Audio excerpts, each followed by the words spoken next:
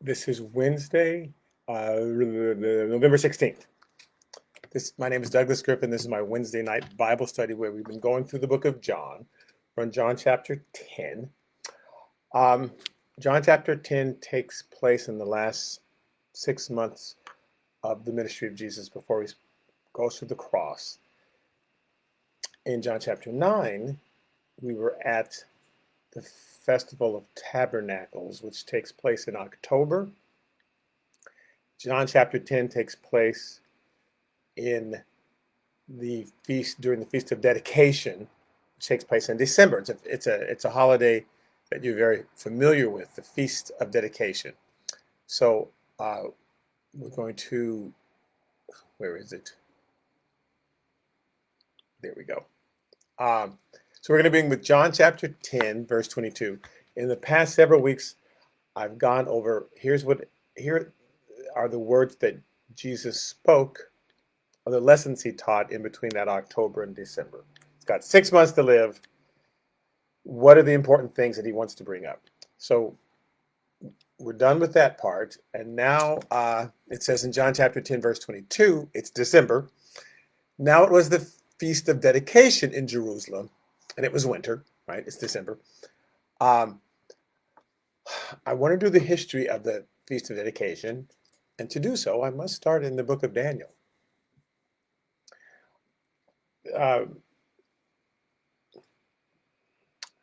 God had sent many warnings to Israel after David.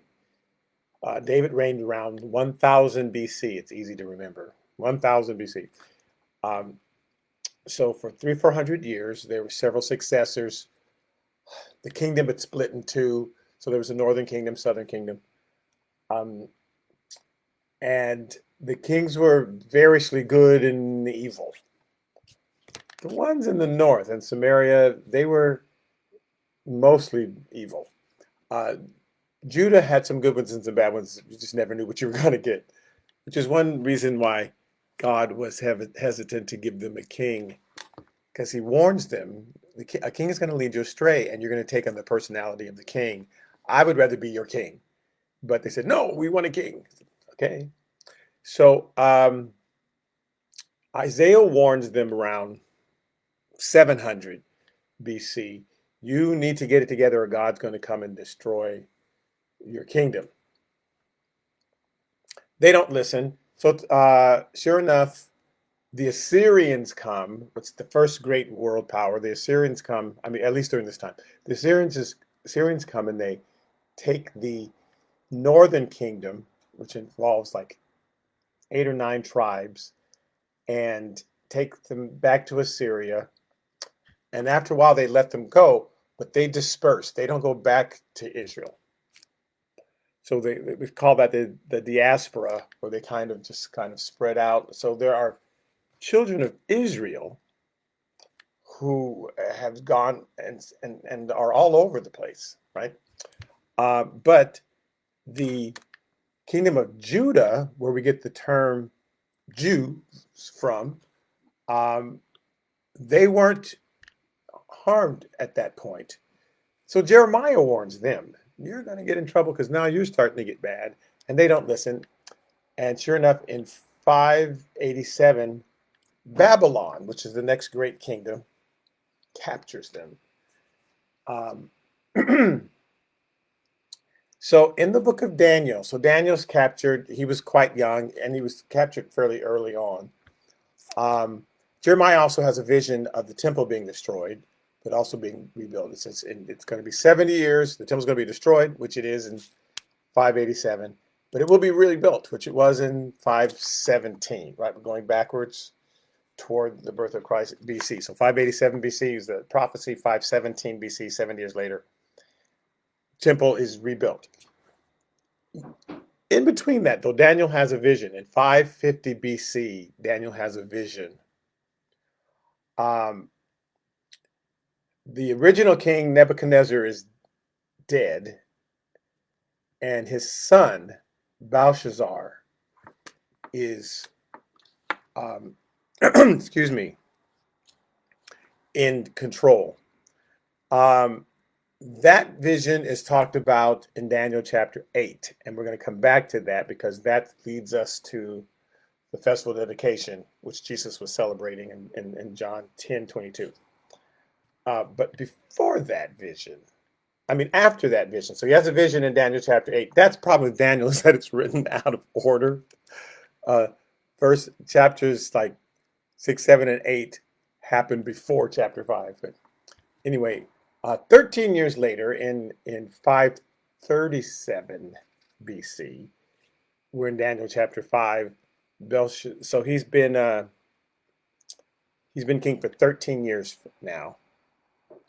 Belshazzar, the son of Nebuchadnezzar. I'm sorry, actually, he's been king for 16 years. He throws a big banquet and really gets beside himself. So don't forget, when they went into the temple, the Babylonians, to destroy it, they took out a lot of the really nice things that they'd actually gotten from the Egyptians and that had been sitting in the temple for about 700 years. Gold cups and gold plates and all this, representing royalty, representing God. And they took all these things and they just kind of had them. But he brings them out for this banquet and they're drinking from these cups and they're doing all this stuff when suddenly just a hand appears and starts writing on the wall, and that'll stop a party.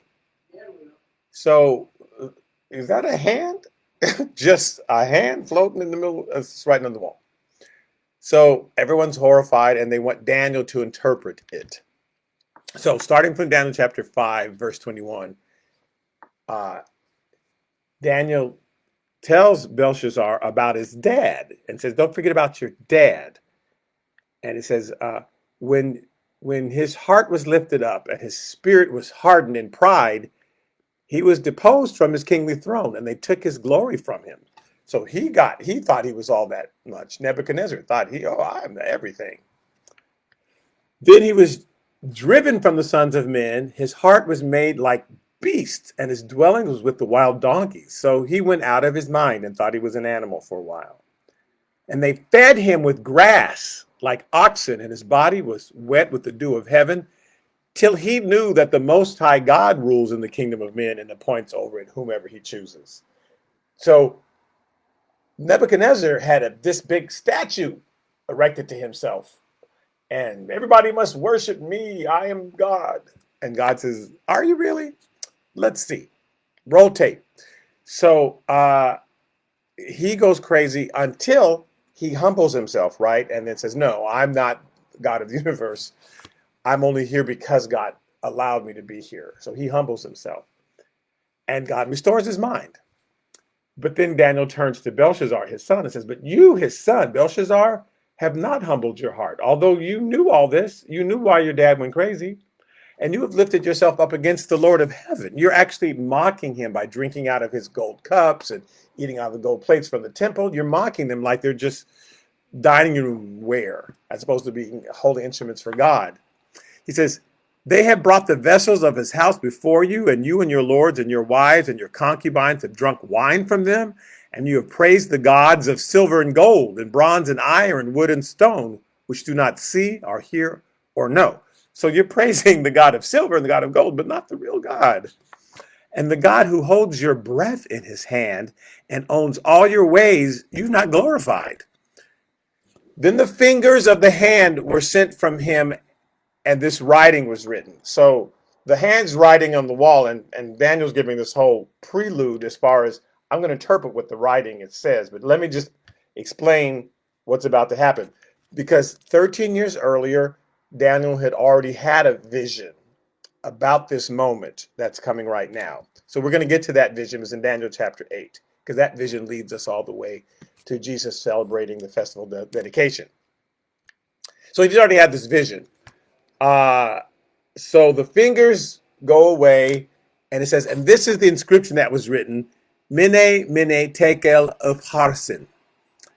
And so Daniel says, this is the interpretation of each word. Mene means God has numbered your kingdom and finished it. So you're done. Tekel, you have been weighed in the balances and found wanting. Perez, which was the last word, Upharsin, Your kingdom has been divided and given to the Medes and the Persians. And sure enough, that night he died, and Cyrus, the Medes and the Persians took over. So the Assyrians were in charge, right? They took the northern kingdom, but the Babylonians took Jerusalem, and God's going to concern himself with the Babylonians. So now the Medes and the Persians have taken over. Earlier, Daniel had a vision about four beasts. One represented the Babylonians, one represented the Medes and the Persians, one represented the Greeks, and one represented the Romans. So now it's time for that second beast to take over. And all of these have to do with Jerusalem. They all have some control over the holy city, over Israel. And so that's why God, because there's stuff happening all over the world. Well, what was going on in Ethiopia? How about Canada? And what about Hawaii? And stuff is going on all over the world. These prophecies he's given to the Jews about their homeland that God had given them, right? Canaan, and the countries that are going to occupy it, because the Jewish people were not living, according to the Bible, according to the Old Testament, the way that God had wanted them to live. So they had been doing it for years and years, but now they'd gotten to the point where they were just taking God for granted. So God's saying these countries are going to control you for a while until you get back into real worship of God. So it's this time for the second beast, which is the Medes and the Persians, which is present day Iran. The Babylonians would be present day Iraq. So right next to it is Babylon was really cool, but now it expands to Iran and Iraq. So the Persians control that whole area that is now the present day Iraq and Iran. And the Medes and the Persians, you'd say one was Western Iran, one was Eastern Iran. They were right next to each other, and they combined. So Cyrus is the king of Persia, and this is the year 537 BC. He takes over. The temple is rebuilt in 517 BC, just like, again, we're moving backwards, right, toward zero, right? So in 517 BC, the temple's rebuilt, but they don't leave to go back until he gives the order to rebuild Jerusalem. So just because the temple was rebuilt, Jerusalem, the whole city needed to be rebuilt, and that wasn't until like 444 BC. Meanwhile, most of the Jews are staying for the next 60 years or so. They stay in Babylon until Jerusalem is rebuilt. And then, when you read Ezra, Nehemiah, Esther, all that, Ezra and Nehemiah are the ones rebuilding Jerusalem. So around 390 BC, Darius II leads the first Persian battle, and they're trying to. And the reason I'm explaining all of this so that when we read through Daniel 8, it'll all be familiar to it. Yeah, the Babylonians were in charge. Then the Medo-Persian Empire was in charge. And they're attacking the Greeks. And Darius leads the first battle against the Greeks. So they're trying to expand east. Doesn't work. You've heard of these battles, are famous. And then in 380 was the Battle of Thermopylae, which is when those 300 Spartans said, "We will stand against you." And so there's thousands of Persians coming with 300 Spartan men, all sweaty and chained together. No women anywhere. So, and they fight off thousands of Persians because they're on their home soil and they're able to hide in the mountains and do all this stuff. And, so it's a famous battle, and the 300 Spartans, remember Sparta, and the Greeks are able to fight them off. So, again, I said Jerusalem is rebuilt. Now, Persia is still remaining a world power, but they're never able to expand all the way to Greece. Then Alexander the Great is born in 356 BC. So 100 years, so 356 BC. His father conquers, he's born in Macedonia in Greece. His father conquers Thebes and Sparta and Athens. around 338 BC when Alexander is 18 years old. And Alexander is this young general who leads his armies. And then just a couple years later, Philip, his father, is assassinated. So now Alexander, at the age of 20, is over this Greek army. He leads a charge against the Persians because the Persians are still the world power, right? But they had never been able to conquer the Greeks, gone east and conquer the Greeks.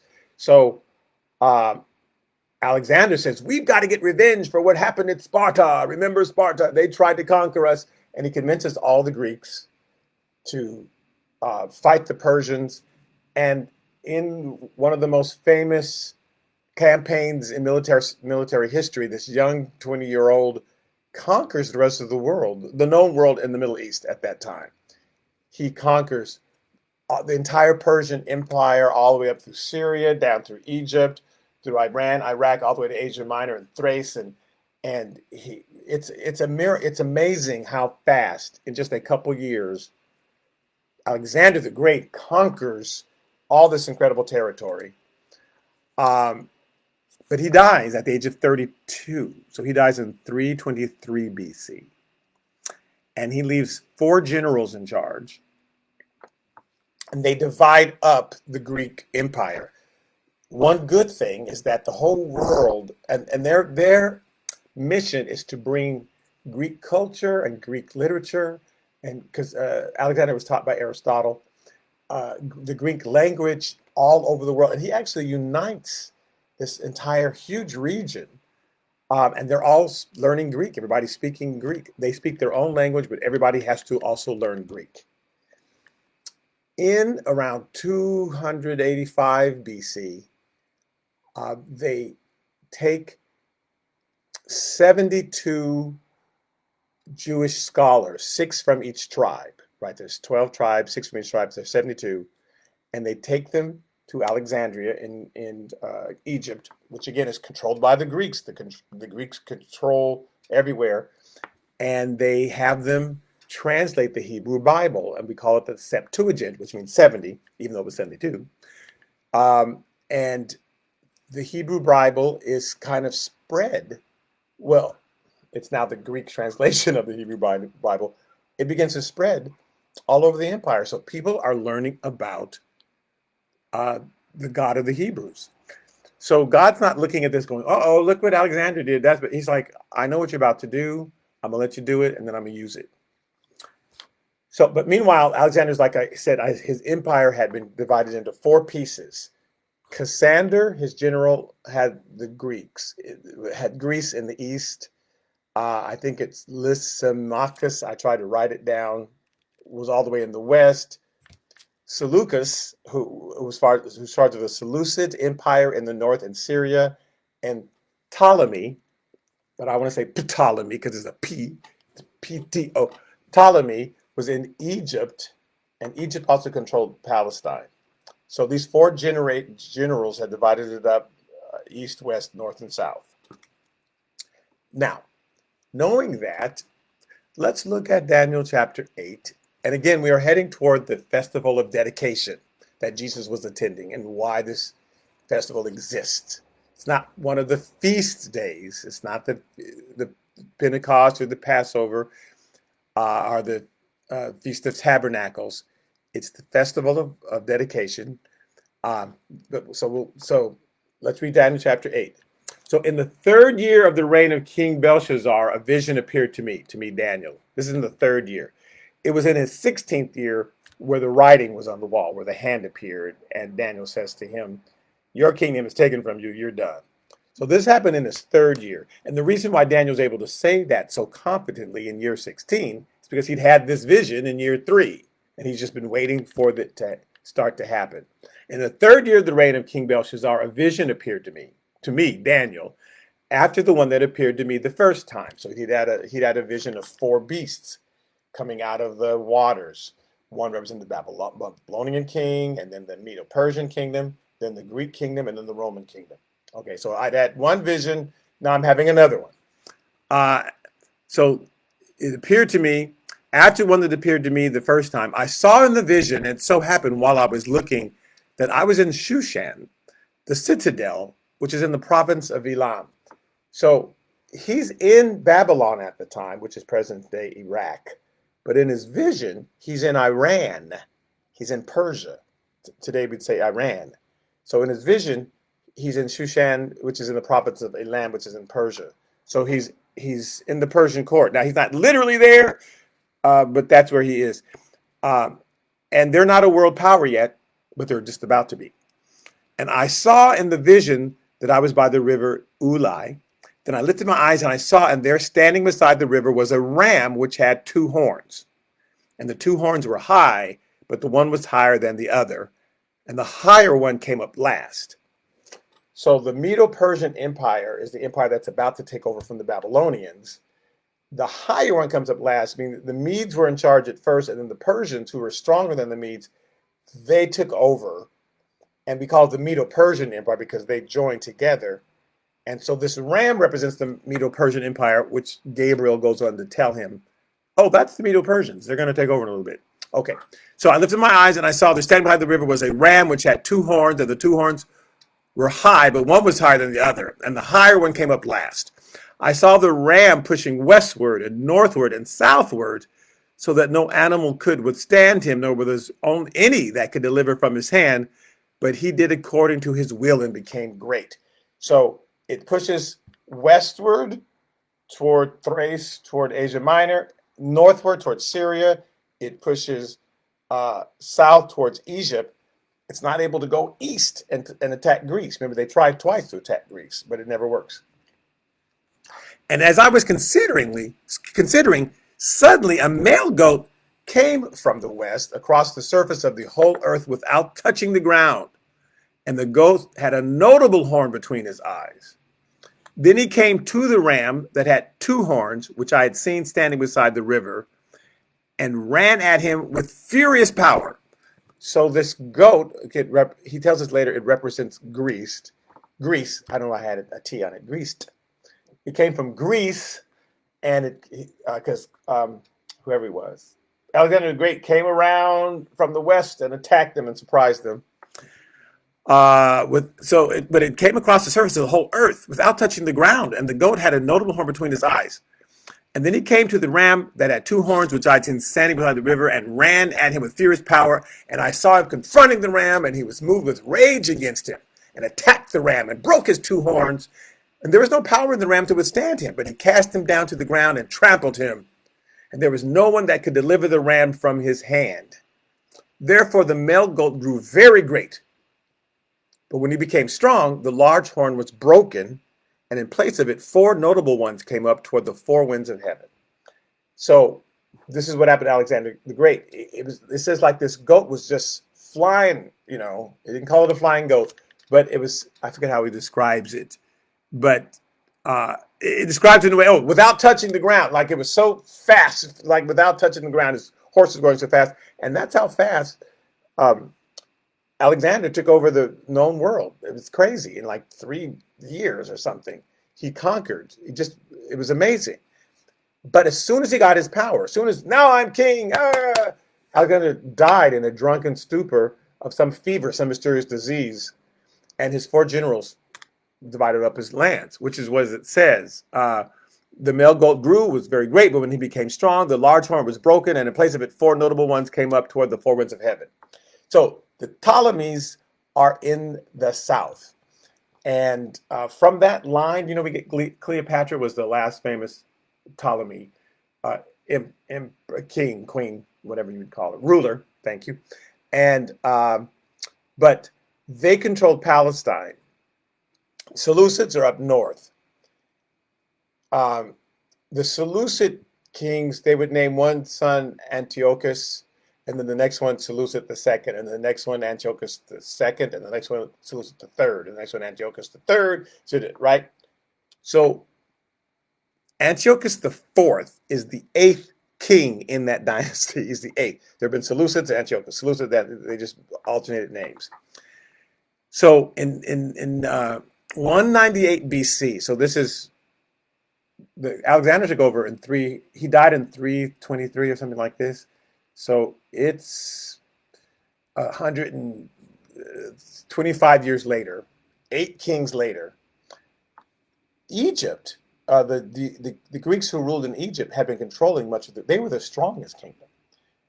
But when Antiochus' father takes over, he wants to be the strongest kingdom. So in 198 BC, when the Syrian Empire with King Antiochus III took over Judea and Samaria. So it's actually his grandfather, because they alternate, Antiochus, Seleucid, Antiochus, Seleucus. He takes over and he conquers Palestine, because remember, Egypt had been controlling Palestine, or Canaan, or Israel. It's all the same name. So they take it over. And Antiochus III, he actually was pretty tolerant of the Jews, allowed them to continue to live according to their customs. He didn't really mess with them. Same thing when the Egyptians, the Greeks who were controlling Egypt, they didn't really bother the Jews, and they were allowed to, keep their customs. Everywhere else adopted the customs of the Greeks. Everywhere else on earth started to learn Greek, and the Jews said, nope, we are sticking with the Bible. We are going to continue to speak Hebrew. We're going to continue to teach, keep our customs. God just gave us a very specific set of customs. We didn't just make these up, so we're going to keep them. However, in 1775, his son, Antiochus IV, ascends to the throne. And he very desperately wants Israel to bow to the Greek Empire, because they've been the only place that's been like, no, we don't want to do that, right? So he invades Israel and massacres thousands of Jews. Ultimately, about 40,000.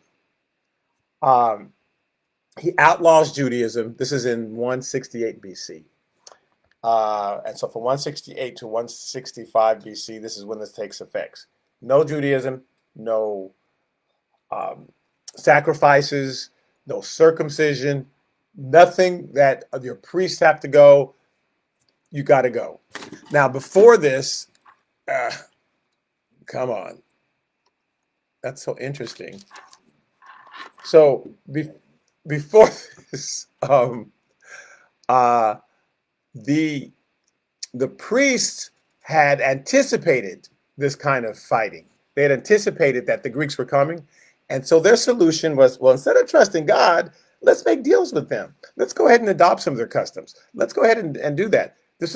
I think his name was like Matthias, I think was his name. And so he starts making deals with the Greeks. Well, once they knew that Antiochus was on his way, because like I said, in 175, he takes over and he's already threatening them, right? So they're prepared for him to come. Once they knew he was on his way, what's his name? Jason begins to fight with them, and again, these are the Jews fighting each other, the Jewish priests leading wars against each other. And he wants to be declared the new priest. So he sends money to Antiochus and says, appoint me the new priest over everything. So he does for a while. And then Menelaus, he gives him a bigger bribe. So Menelaus now is the priest, but totally they call them the Hellenist priests, meaning they're the Greek priests. They're Jewish in birth only, but everything else they're spouting out Jewish gods, Greek gods, Greek customs, and they've totally let go of all the things that God told them to do. The people aren't for that, but the priests are, the ones who are in charge. So that's why in 168, he comes down and he starts fighting all these Jews and massacring them, Antiochus, Epiphanes. That's why he comes down, because he's going to make the people submit to these Hellenistic priests that he's put in charge. He goes so far as to desecrate the temple, and he takes down the altar that God had them build, and he puts up an altar to Zeus, and he sacrifices pig blood in the temple. all of this just, yes, just to make them crazy and to say, ha, let's see who God is now. Ha. So of course he dies in, so this lasts for 3 years and he dies. Okay. So, I'll get to that in a second. So now let's go back to Daniel, because God describes this whole thing that happens. So remember, we left off in Daniel. There are 4 horns that are dividing up the kingdom. In verse 9 it says, and out of one of them came a little horn, which grew exceedingly great toward the south and toward the east and toward the glorious land. 3 different places. So he takes over. He goes south, and then he goes east, and he goes to Jerusalem and takes over. And it grew up to the host of heaven, and it cast down some of the host and some of the stars to the ground and trampled them. Well, is this literal? Did he grab actual stars from the sky and trample them? In the Bible, in the Old Testament, when they refer to the stars of the skies, they are talking about the Jewish patriarchy. They are talking about the Jewish elders and the dignitaries and the mighty men. In Genesis chapter 15, the first time this happened, God's talking to Abraham. And he says, and behold, the word of the Lord came to him saying, this one shall not be your heir. Remember, Abraham's asking God, you said I was going to have an heir. Do you mean Eliezer, his kid that was born in my house? He says, no, you're going to have your own heir come from your own body. But one who will come from your own body shall be your heir. Then he brought him outside and said, look now toward heaven and count the stars, if you're able to number them. He says to him, so shall your descendants be. And he says this like 2 or 3 more times in chapter 22 and different ones where he says, if you can count the stars, your descendants will be as the stars of heaven. Your descendants, and so a lot of times when he's talking about the host of heaven, and he's talking about the Jewish descendants, etc.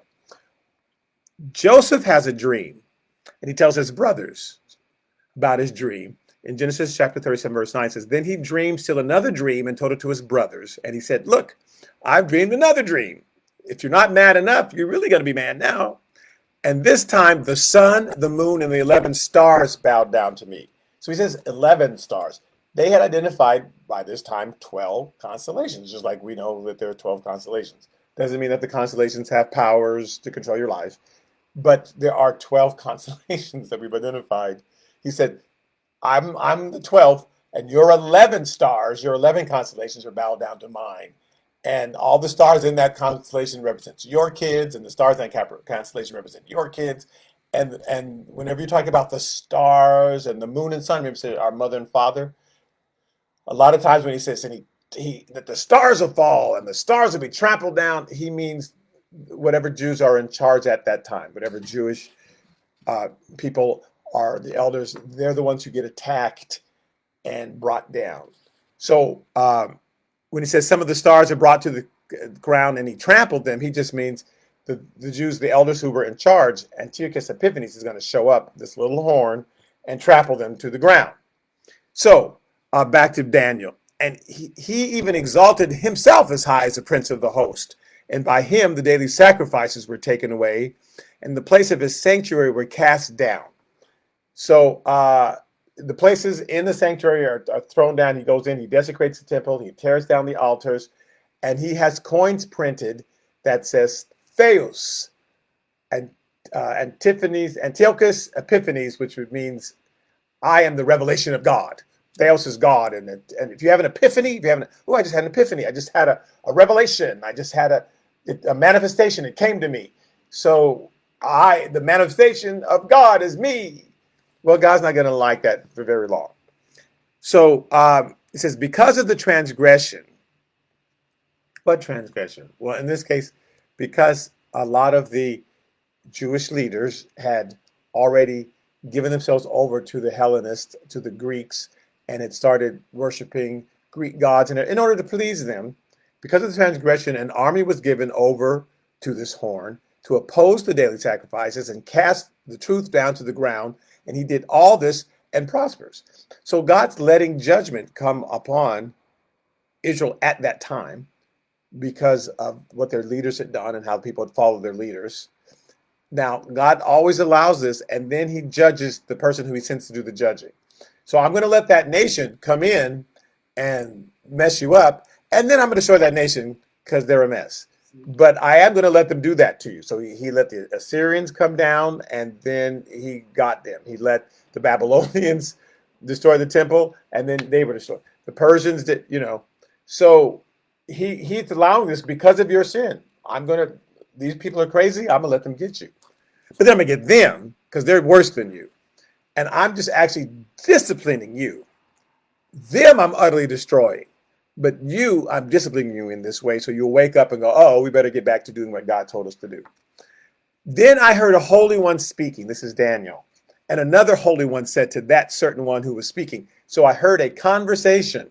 I overheard a conversation. How long will the vision be concerning the daily sacrifices and the transgression of desolation, the giving of both the sanctuary and the host to be trampled underfoot? So how long are the sacrifices going to cease and all this terrible stuff happen? And he said to me, for 2,300 days, and then the sanctuary shall be cleansed. Now, the literal translation is 2,300 mornings and evenings. They just said, well, that's a day, so we'll just call it a day. But that's not what it says. It's 2,300 mornings and evenings. Well, the daily sacrifice, which I meant to look up the scripture in Exodus where it shows you, the daily sacrifice happened twice a day. It happened in the morning and the evening. So there's going to be 2,300 morning and evenings. So they're going to miss both those sacrifices. They were both important to God. They weren't just, I want you to do this in the morning, I want you to do this in the evening. So that's going to happen 2,300 times, which comes out to 3 years, a little more than 3 years. Then the sanctuary shall be cleansed, which is exactly what happened. He did this in 68, and by 65, he was gone. 168 to 165. Then he died of some horrible bowel rupture thing that happened that they describe in literature, and you go, you didn't have to describe that. So just now it'll say in the Bible, we'll get to it, that man doesn't do anything to him, but he's still gone, which is exactly he didn't die in battle like Alexander. He's doing his thing and then suddenly, boom, drops dead. So Gabriel interprets the vision. It says, then it happens when I, Daniel, had seen the vision and was seeking the meaning, that suddenly there stood before me one having the appearance of a man. And I heard a man's voice between the banks of the Ulai and who called and said, Gabriel, make this man understand the vision. So he came near where I stood. And when he came, I was afraid and I fell on my face. But he said to me, understand, son of man, that the vision refers to the time of the end. A lot of people interpret this, the end times. But let's see if that's what it means. Now, as he was speaking with me, I was in a deep sleep with my face to the ground, and he touched me and he stood me upright. And he said, look, I'm making known to you what shall happen in the latter time of indignation. The latter time of the indignation. For the appointed time is coming, right, of the indignation, that period of indignation. He's not talking about the last days before Jesus comes back. The ram which you saw having two horns, they're the kings of Media and Persia. Now, again, Daniel's in Babylon at this time. The kings of Media and Persia, they're not a threat yet. And Greece is just a bunch of sheep herders at this point. Well, goat herders, to be more exact. And the male goat is king of Greece, and they used to call them goat herders. And the kings of Media and Persia, by the way, used to carry rams' heads with them into battle and stuff. So when he's talking about the rams, everybody knew what he's talking about. Oh, rams. Yes, rams. Okay. And the male goat is the king of Greece. The large horn that is between his eyes is the first king. And as for the broken horn and the four that stood up in his place, there are 4 kingdoms shall arise out of that nation, but not with its power. And again, those 4 kings didn't have the same power as Alexander. But in the latter time of their kingdom, the Greek kingdom, of their kingdom, not of the earth. So this indignation that they're talking about is when Israel is forced and the temple's covered with pig's blood and all that. That's the latter times he's talking about, the latter times of the indignation. This is not talking about the end of the world. When the transgressors have reached their fullness, a king shall arise, having fierce features. So in the latter time of that kingdom, of when they're divided into 4, this king will arise. Again, all the world for a couple hundred years, from the hundreds till the 100s are made to speak Greek and all everything, who understand. So this one's going to rise. He understands sinister schemes. His power shall be mighty, but not by his own power. He shall destroy fearfully. He shall prosper and thrive. He shall destroy the mighty and also the holy people. This is what he's going to do in Jerusalem. Through his cunning, he shall cause the seat to prosper under his rule. He shall exalt himself in his heart. He shall destroy many in their prosperity. He shall even rise against the prince of princes, which is what he did. So he's convincing these Jews to send him money. He lies to them and says, yes, you can be in power. And then he's making a secret deal with this one. No, I'm actually going to put you in power. So Menelaus is the last priest that he put in power. But he shall be broken without human means, meaning no person kills him. And the vision of the evenings and the mornings, which was told, is true. Now listen to this last part. Therefore, seal up this vision, for it refers to many days in the future. So seal it up, because it's not going to happen for a long time. He's telling him this in the 500s. It's 550, and this didn't happen until 165. So it's almost 400 years later. So seal it up, because this is 400 years from now. He says it's going to happen many days in the future. So just let people know. Don't worry about this for a long time, but it is going to happen. I'm contrasting this with Revelation chapter 22. So in the book of Revelation, John is in the Isle of Patmos. People are split as to whether it's the year 90 AD or 70 AD. The only reason people believe it was 90 AD is because there was an emperor in the 300s or 400s, our time, AD, who said John was there in 90 AD. Now, he's there 300 years later, but still, he says it was 90 AD. Of course, this guy also said that Jesus lived to be 55, and he was off by the birth date of Jesus by 17 years. And this guy says it was 90 AD. And for some reason, a lot of people believe this guy who was off on every other date. Other historians believe it was 60 AD that Revelation happened, that it happened right before Jerusalem was going to be destroyed. Because Jerusalem destroyed in 70 AD. If you read the book of Revelation, there's no mention of the destruction of Jerusalem. If it was written after the destruction of Jerusalem, whenever he referred to Jerusalem, he'd say that poor city that was destroyed, that tragic city, but he never says that. He just talks about Jerusalem like nothing has happened. You would think if Jerusalem had been destroyed, he would mention it. So a lot of people think it was written in 60 AD, and that the book of Revelation really is talking about the destruction that's about to happen to Jerusalem. So either it was written in 90 AD and is talking about a destruction that's going to happen more than 2,000 years later, or is written in 60 AD and talking about a destruction that's just about to happen. Let's read this. In Revelation 22, verse 8, it says, Now I, John, saw and heard these things. And when I heard and saw, I fell down to worship before the feet of the angel who showed me these things. Then he said to me, See that you do not do that, for I am your fellow servant and of your brethren, the prophet. Like, don't work. Angels do not want to be worshipped. All the people who write books about angels, we got to worship angels, they don't like that. They'll burn you up. You keep trying to worship them. So I'm of your fellow brethren and of those who keep the words of the book. He says, worship God. And he said to me, do not seal the words of the prophecy of this book, for the time is at hand. Now he told Daniel, seal it up, because it's going to be a long ways away. It's 400 years from now. He told John, don't seal it up, because it's just about to happen. The time is at hand. So it's odd to me that he would say, don't seal it, because it's just about to happen. It's at hand.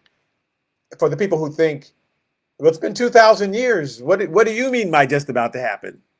What do you mean? And I mean, at hand means literally at hand's length. It's at hand. I mean, that's how close it is. It's almost in your hand.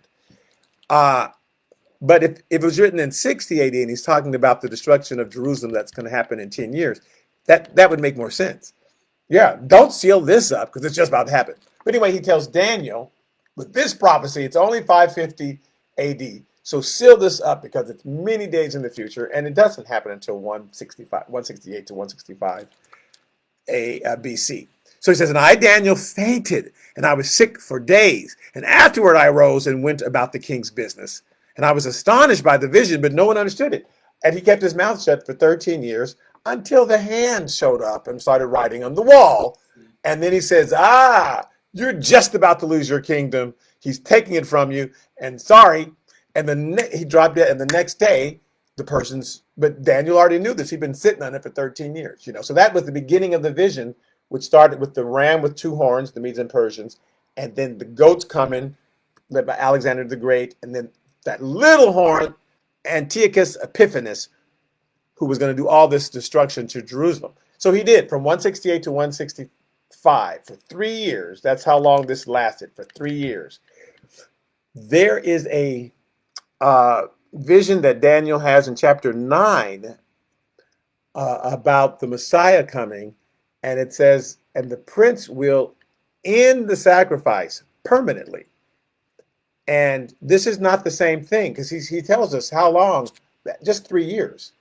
The one in Daniel chapter 9 says when that happens, when the Messiah comes, the sacrifice will be ended permanently. And it was. In 70 AD, the temple was destroyed, and they stopped doing sacrifice. You can't, if you go to a Jewish temple today, they are not sacrificing animals anymore. That's all stopped. This temple was destroyed.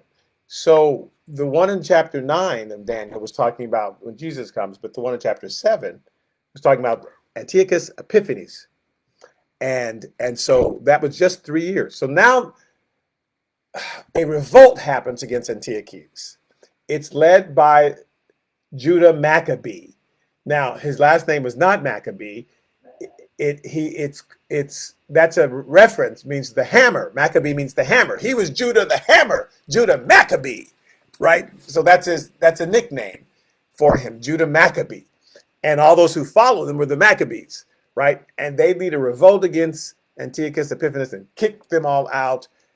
And then they go to the temple and in 165, and it's a mess, right? It's been desecrated and blood everywhere, and it's just, and horrible things have gone on in there for 3 years. So he orders it to be cleansed. We've got to cleanse the temple. You got to build a new altar and new holy vessels. Everything has to be new. And the temple was rededicated to the Lord. This is called the Festival of Dedication. That's the word Hanukkah. It means dedication. And but he says we've got to light the menorah because it was supposed to always be lit, and it had 7 candles on it at that time. And they needed unadulterated, undefiled, pure olive oil with the seal of the high priest. That's the only type that you can use to light the menorah, the lampstand, right, the menorah, in the temple. And they go and they search and they find one jar, which is only enough for one night. Now, here's why they had to do it. In Exodus chapter 27, verse 20, it says, and you shall command the children of Israel that they bring you pure oil of pressed olives for the light, to cause the lamp to burn continually. And in the tabernacle of meeting outside the veil, which is before the testimony, Aaron and his sons shall tend it from evening until morning before the Lord. It shall be a statute forever to their generations on behalf of the children of Israel. Forever. This got to go forever, right? This lamp is always letting the children of Israel know that their light is always reaching out to God. You can always reach out to God. So I want it to burn continually so they have a visual image of their mind that God always sees you. He's always aware. His light is, you can always call on him. So they find just one flask, enough to, I'm calling it a jar, but it was a flask to burn on for 1 day. They come back the next day, it's still burning, and it burned for 8 days, which was impossible. It was only supposed to burn for 1 way, but this was the miracle.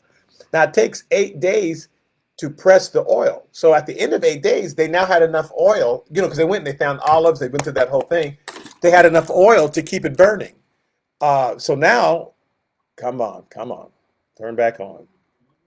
So now they, they can just stay forever lit. But they celebrate that miracle of those 8 days, and right now they call it the Festival of Lights, or the Festival of Hanukkah, or the Festival of Dedication. Those are the 8 days that they celebrate. But now there are 9 things, because they have a candle for each day, right? So there was originally just 7 candles on the menorah, but since it's stayed lit for 8 days, they have 8 candles, and then they have one in the center. It's called the shamash, and you light the other candles with it. right? So there's 9 now on it, with that one in the center that's used to light the other candles, and it celebrates the rededication of the temple. And they read from Psalm 30. I will extol you, O Lord, for you have lifted me up, and you have not let my foes rejoice over me. And you have turned me from mourning into dancing. You have put off my sackcloth and clothed me with gladness, to the end that my glory shall sing praise to you and not be silent. O my Lord God, I will give thanks to you forever. And this is read during the festival of Hanukkah, celebrating the rededication of the temple. And so the temple belonged just to them until the Romans came in 63 BC. And now the Romans have taken over, which God had already prophesied would happen. And now they're controlling Jerusalem. And they put Herod in charge of the temple. And he does a rebuilding project and builds it. And it's grand and it's incredible. That's the temple that Jesus comes to, the one that Herod rebuilt. Not cleansed, not rededicated, but just he makes it really glorious. And so in John chapter 10, verse 22, it says, now it was the Feast of Dedication in Jerusalem. It's December. Oh, because this happened on December 25th when this happened. And exactly it was on December 25th that Antiochus Epiphanes showed up in 168. And it was basically December 25th when Jacob Maccabees defeated him. So 3 years went by and he defeats him. And it's winter, it says. Now it was the Feast of Dedication in Jerusalem, and it was winter. And Jesus walked in the temple in Solomon's porch. Solomon's porch was built right across from the temple and had this gorgeous view of the valley. And lots of people could gather. They didn't have to go in the temple. They could just gather right outside the temple, Solomon's porch. So Jesus is there at Solomon's porch. He's just given all these speeches, which I've gone over the past 4 weeks, warning people about the day to come. And they come to him. It says, then the Jews surround him and said to him, how long do you keep us in doubt? If you're the Christ, just tell us plainly. And he's like, oh my God. Here we go. So next week, I'll start from there. And Jesus is answering that. This is happening during Hanukkah, during the Festival of Lights, during the Feast of Dedication. Jesus begins to answer their questions. Okay, so I just wanted to explain the whole thing because I just like to know the whole history of things. I think it's interesting, but no one else does, and that's all right. Okay, so this Sunday, we are looking through the book of Exodus. And next Wednesday, we'll be finishing John chapter 10 and listen to Jesus' answer to, why won't you tell us? If you're the Christ tonight, we don't understand. Why are you holding back? Okay, so again, thank you so very much for your attention. And I will see you this Sunday or next Wednesday.